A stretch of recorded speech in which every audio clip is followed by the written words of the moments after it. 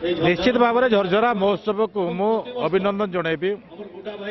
आम आगु जानी एवं इतिहास भी पढ़ुछु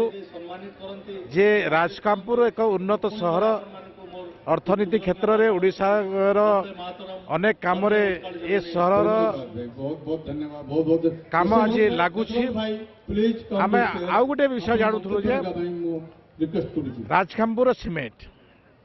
किंतु आज गोटे मुझे देखा पाइली जे झरझरा महोत्सव आ झरझरा महोत्सव ये गोटे तांकर ना हूँ पुराना गोटे ना ये गाँव ना था झरझरा आउ से झरझरा को बचेवाई एमाने महोत्सव भाव में आज ग्रहण करिसेंती किंतु एठिकार लोक मानकर जेतिकी निजे उद्योगी अच्छा निजे परिश्रमी अच्छा ता संगरे भी तांकर कला प्रति संस्कृति प्रति जो आदरता अच्छी ए आज प्रतिपादित करुच्ची लोक संख्या देखला भितर ठिया होई देखुछंते कष्टर देखुछंते किंतु आनंद पाउछंते ए प्रकार संस्कृति परंपरा जदि बंची रहिबो निश्चित भाव में आमे आमर जो शांति मैत्री आम चलुछु ए मनोभाव सबुदिन बंची रहिबो से दृष्टि झरझरा को स्वागत जनाऊँ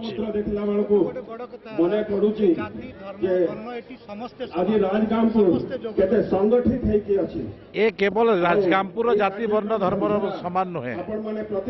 भारत संस्कृतिर समस्ते होती